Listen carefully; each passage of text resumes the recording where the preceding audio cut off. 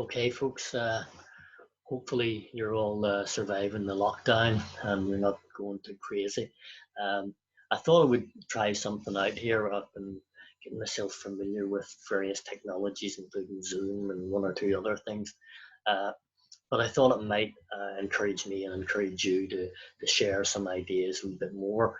So what I'm going to do is try to um, forward more little videos or put links up to videos for you on a few things. So it's all very early stages with me, and I'm trying to get my head around the technology of it all. So hopefully you bear with me, and we'll try out a few things, and I'll send you some things as well.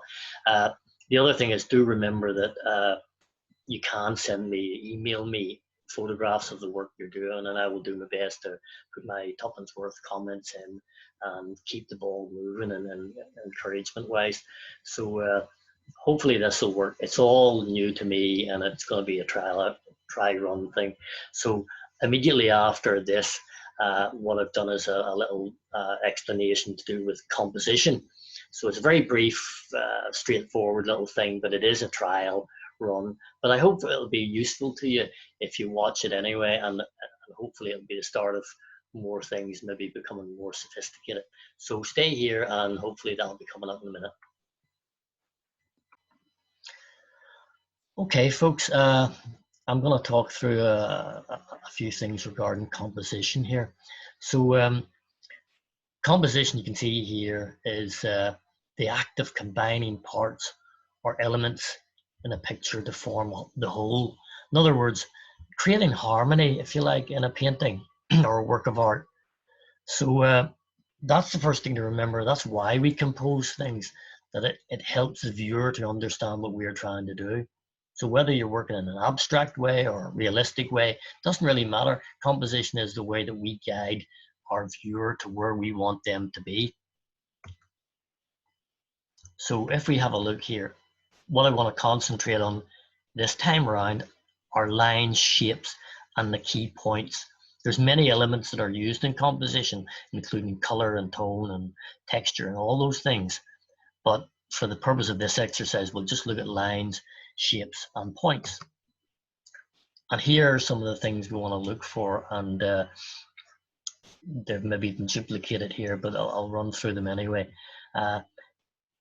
In the case of a painting with figures, especially, which is what we're going to look at in a moment, things like the heads, the elbows, the knees, the hands, parts of the body, also the edges of things, like the edge of a piece of fabric, and also the direction of a gaze. In other words, the way someone looks across a picture will also make us want to look in the same direction.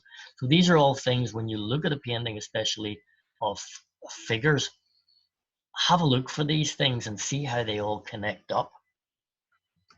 Here is a painting that might be familiar to some of you who came on my art history classes. And it's a painting by Jacques-Louis David. You can see there, called Apollo and Diana Attacking the Children of Niobe. Now, without going into the history, because we're not really here to do history at the moment, the story goes that Niobe was accused of boasting.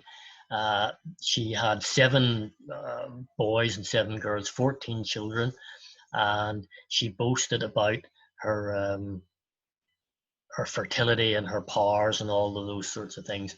And the result was that the gods were not happy with this attitude, and this was a sort of revenge being taken. So quite a gory kind of story, but that's what's behind it. However, more importantly, we want to look at the way it's composed.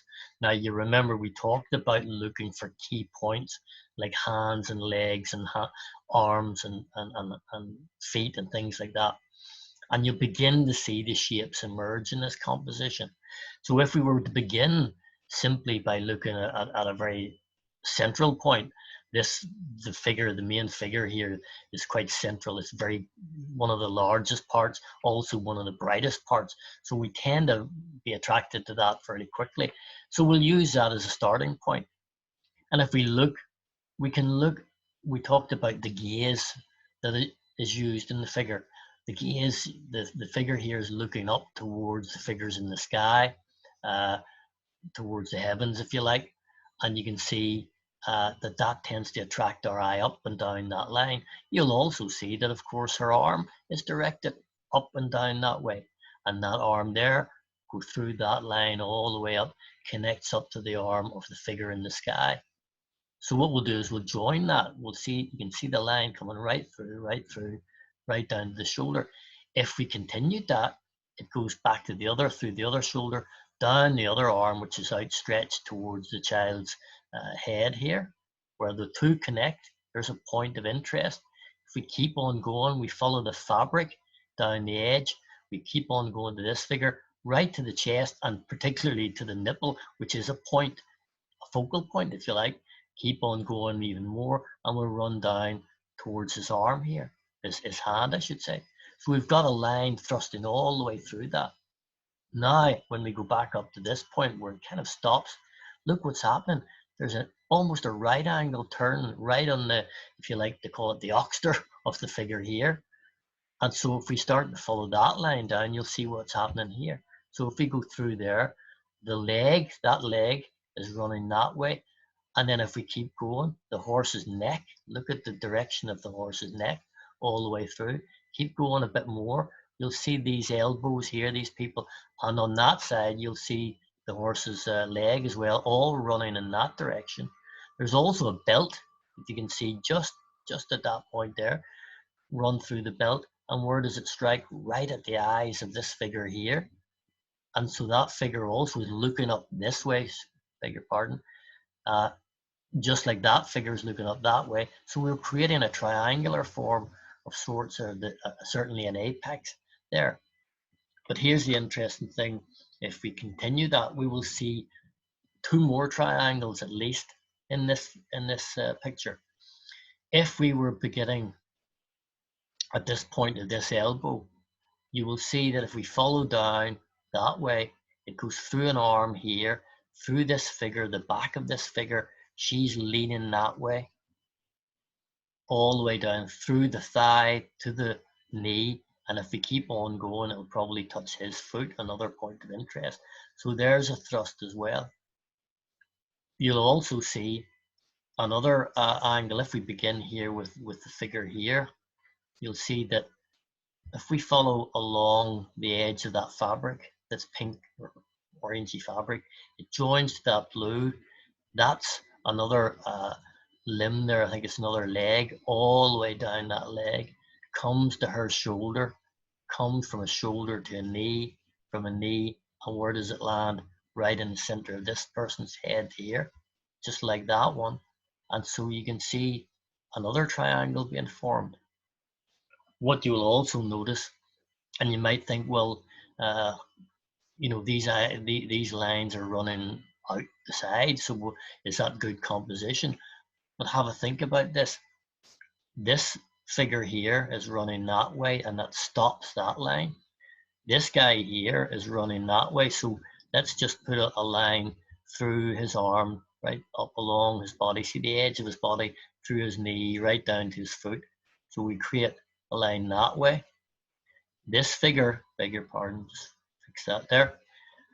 This figure up here, who's looking down that way, look at the line of the figure here running in this sort of angle all the way down towards that one.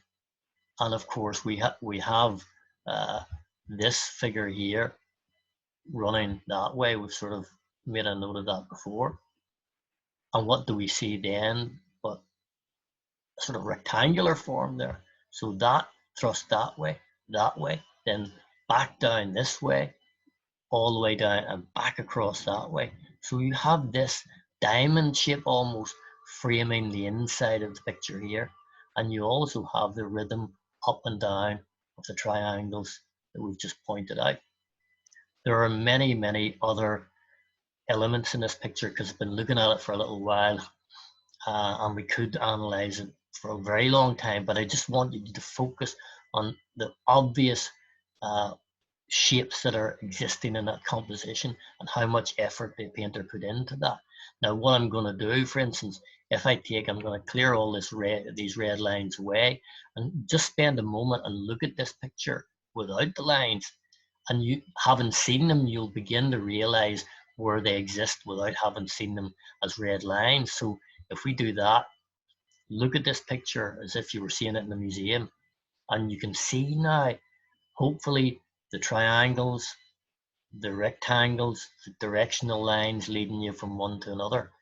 And this really is the way to analyze composition. Take pictures, take them apart, find connections, look for connections between one point and another, and literally join them up. Even if you have a printout, draw the lines on the picture, and you will soon see how great artists have composed pictures. Some of them aren't as formal as this, some of them are more loose and more difficult to find, but they will be there. And maybe then you think about that in terms of your own paintings. So hopefully that tiny little demo there, that explanation, will encourage you to do that. Hopefully we could do more of these, and hopefully you've enjoyed this. So thanks very much.